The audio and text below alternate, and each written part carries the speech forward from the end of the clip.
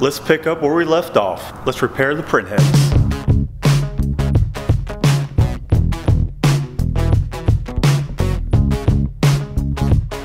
Howard, my press tech, left a list of things that needs to be done to the press, so let's go ahead and tackle that. Okay, so my next move is this is print head number 1. This is what is considered the stroke stop. It generally has a lever with a little swivel nut on it that holds this in place. The previous shop, as you can see, is a little marred up here. They just had a bare bolt and a piece of rubber in there. So the idea is this goes forward, the cylinder kicks this forward, so the squeegee, it's one of the V squeegee styles. It floods, kicks it forward, and then that's the print, and it comes back. And then here, this is what stops it. This will make it stop if you're only doing a little chest print. So this is stop. This has to be replaced. We're going to replace 4 of them out of the 6 just to be safe. Head number 1 in particular, this whole rail, this is just a huge U piece of aluminum. We're going to replace this and a handful of other things. I'm going to go head to head and show you what needs to be replaced with each one of these.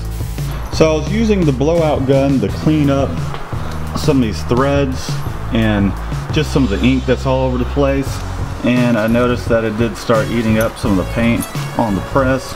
I'm not going to go too crazy with cleaning everything up. However, I did take the blowout gun to clean up some of these areas here. I think I'll do that for the rest of the press, but for the most part I'm not going to do too much cleaning up, but I am just going to clean some of these threads and parts just to make sure that they're not all gummed up with ink. Here is the part of the press, if Apollo will get off of me, where the little standoffs go and they're missing. I have no idea why. That's interesting, isn't it? Here we go. We'll put that standoff on there and then put our lever on. Now we're good to go. We have 4 other spots where I'm going to go ahead and install these. Pretty simple. Okay, we got our standoffs installed. Okay, so here's head number 1. This needs the most repair. It needs the cylinder replaced, the rail replaced. I'm going to show you guys how to go about taking these heads apart. It's fairly simple. So the first thing I'm going to do is I'm going to flip this thing upside down. Okay, as you guys saw, I flipped it over. I'm using a couple 2x4s. There are flip switches and control knobs at the front of the head that you do not want to turn the thing over on and destroy those. So the first thing we're going to do is we're just going to disconnect this hose here. And all you do is you push it in, you pull the hose out. Then we're going to loosen up these little ratchet levers. This other side here doesn't have the lever, so I'm going to have to get some vice grips for that. Come here, Apollo. And before I slide this off, you can tell that this spring here will either need some adjustment or replacing altogether, because it should just stay up towards the front. When you put your screens in here, it pushes back and then it moves forward. But we'll look into that here in a moment. So we're just going to go ahead and slide this back. We have our main hose that's feeding these cylinders that hold, they're the screen clamp cylinders. So we're just going to wiggle this thing back. And we're just going to set this guy aside. Now the next thing I'm going to do is I'm going to take this stop block, which this is one of them that needs to be replaced. So there's the old one there. Next thing I'm going to do is disconnect these hoses and unscrew this bolt here and this hose clamp here that hold the stroke cylinder in place. And this thing is supposed to move back and forth like this, so that way it will be able to recenter itself, and I'll show you guys what I'm talking about. Okay, I have my crescent wrench. I'm going to loosen this nut which holds down the cylinder. Next I'm going to undo this hose clamp all the way. There we go. We'll just go ahead and set that aside. Next thing we have to do is remove these hoses here. And again, you just push in the fitting here and then you pull on the hose. Sometimes these hoses will be a little stubborn, so you might need to take a wrench. Without clamping your hose, press the shoulder of this quick fit, this pushing style, and then just pull your hose out. Now it looks like they had zip tied this to it. We're just going to go ahead and cut that. From looking at the other heads, they don't have that on there, but maybe that's a good idea. So now the stroke cylinder is free. Next thing we're going to do is go to the front, disassemble it, and pull the carriage out. Here we are at the front of the head. There are 4 bolts that hold this entire assembly on. It's a 1/2 inch. So I'm just going to break those loose and pull them out. What I'm doing is making sure that there is enough of the frame rail of the head, so that way when I take this off, the whole thing's not going to drop down on those control knobs and switches. Okay, all of our bolts are out, so I'm just going to slide this out of the way. You have to be careful because there are the hoses that activate the clamp down knobs, or excuse me, the spring clamp cylinders. So I'm going to set this somewhere where I'm not stretching these lines too much. That should be fine. We got enough slack. Now the next thing I'm going to do is make sure that these hoses are out of the way. And at this point, I can slide the whole carriage out the front.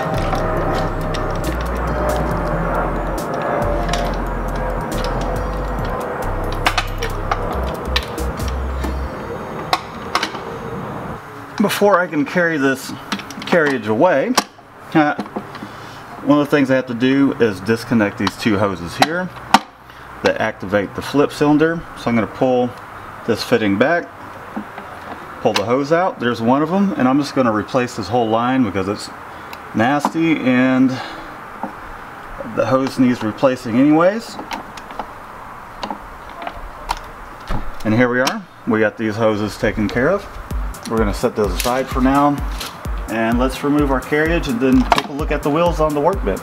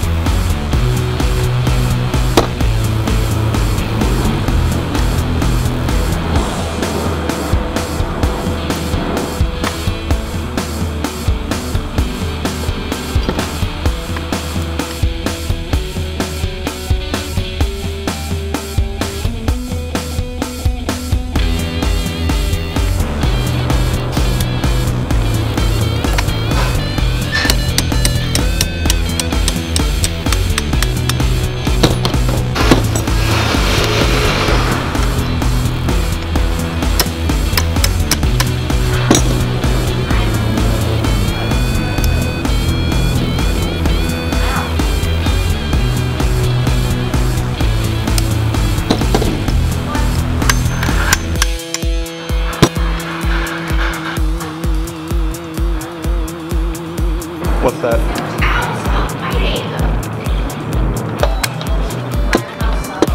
Yeah, I remember that.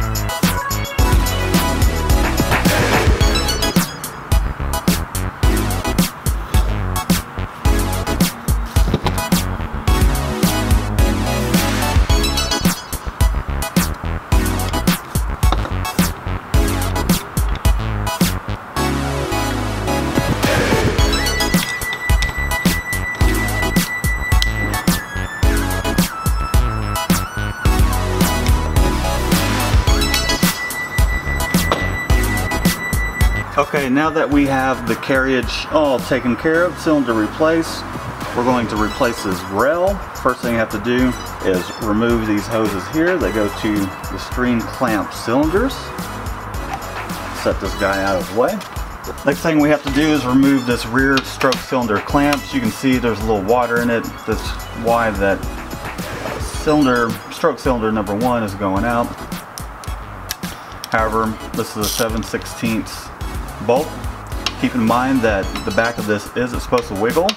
That's so the cylinder can flex and kind of recenter itself. It does that at the rear and the front. So we're going to be sure to put this back just the way it is. Let's go ahead and remove this. It looks like they have a little bit of Loctite or something on there to keep it from backing out. We'll use a little bit of blue Loctite.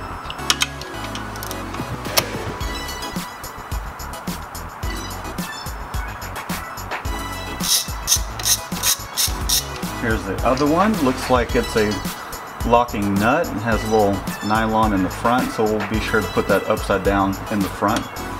We'll go ahead and set these aside. Here's our little clamp or hold down. See, they have a little bit of grease here at the back of it. We'll probably toss some on the new railing. The next thing we have to do is remove this rail, the entire rail itself. Looks like it's 4 bolts here, 2 here, 2 at the front. So let's go ahead and do that.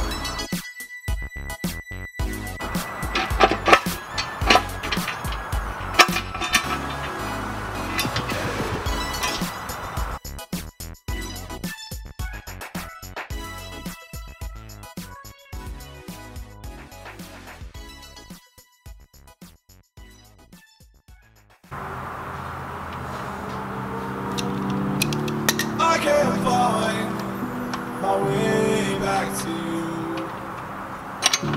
till you make amends with the demons you've been through. I can't regret leaving you alone till you find your way back home.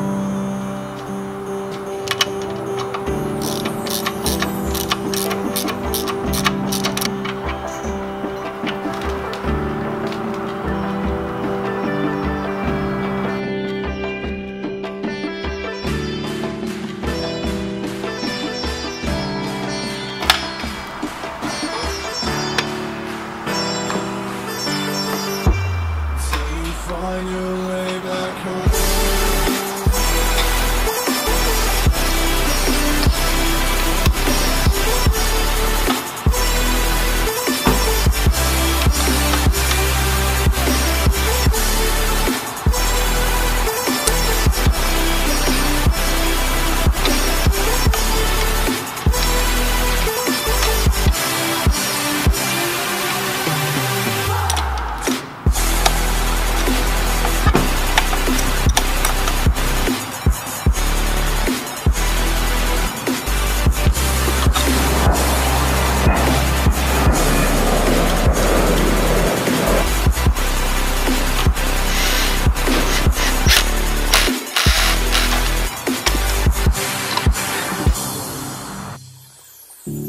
Don't let me drown.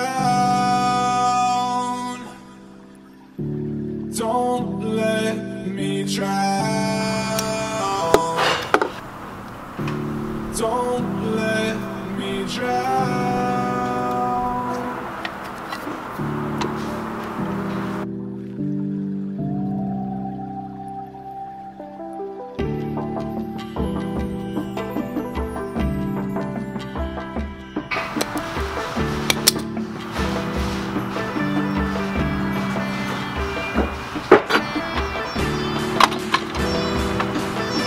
Alright, so the next thing I'm going to do is see what is up with this spring. Might just need replacing, or it might just be bent up a little bit. I'm going to press this forward, take my vice grips, and hopefully I can grab the back of it. There we go. Alright, looks like at some point this spring was overbent a little bit. Hopefully I can straighten this out. Okay, I was able to take my vice grips and a pair of pliers. Looks like I straightened it out pretty good. Coiled up a little bit. Hopefully this will do the trick. Let's install it and see.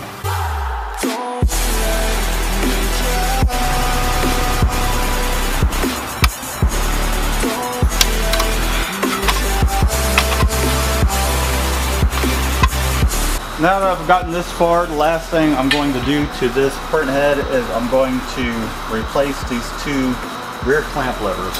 So I'm going to go ahead and flip this thing over. Might as well go ahead and reconnect this clamp here, or this hose. Apollo! I'm going to cut that off just to make sure we got a good connection. And I'm going to push it right in there. And we're going to get the dog out the way. All this here we're replacing, so I'm just going to pull that out, toss it aside. That is not for you to chew on, dude. And I'm going to throw it away so the dog doesn't eat it. So the next thing I'm going to do is replace these rear screen clamps. This part of the rear screen clamp, you can move it forward or backwards to...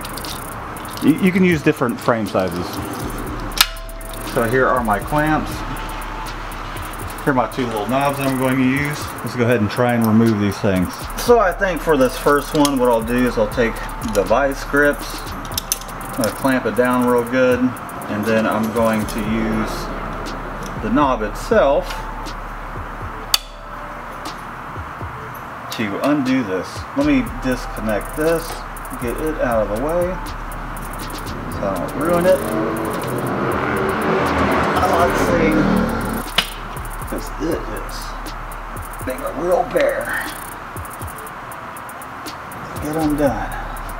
The other side is going to be a doozy because the lever broke off. Let's see if we can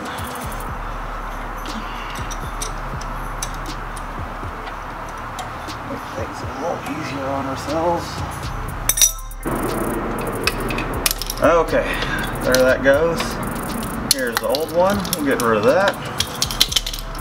Take one of these new ones. Once I get through the aluminum, I'm going to put just a touch of thread locker on the tip here. I'm going to go ahead and put one of these little knobs on it. So I'm going to go ahead and thread this through. Might as well go ahead and clean that up while I'm at it.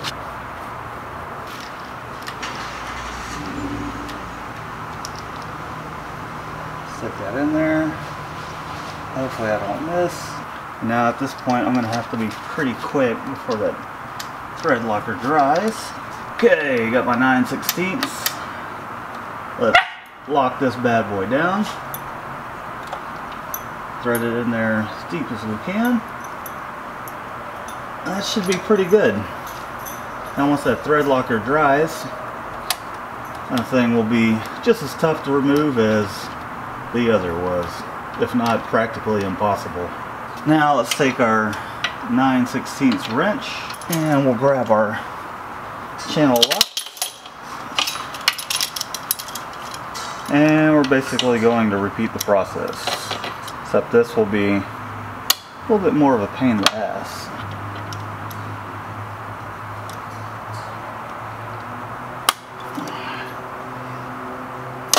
Well, that's not good. Okay, so what I'm going to have to do is I'm going to back this thing out and then reverse this thing out, because obviously we just broke it. Okay, I got this backed out a little bit. I'm going to grab my wrench here. Hopefully I can back it out. So let's go ahead and move this guy back forward. Drop of our thread locker here. Put it down on the inside. Going to tighten it until it's nice and snug. Then we'll let the thread locker do its thing. So I'm going to go ahead and tighten this up. Make sure we're plenty far away from this aluminum because we don't want that to lock in there. And that should about do it. I'm going to go ahead and take this hose. I'm going to cut off this little end piece here. It's got a little bit of an indentation. You may or may not have to do this. I just like doing that because to me it seems like it's going to make a better connection again. 5 other heads to do.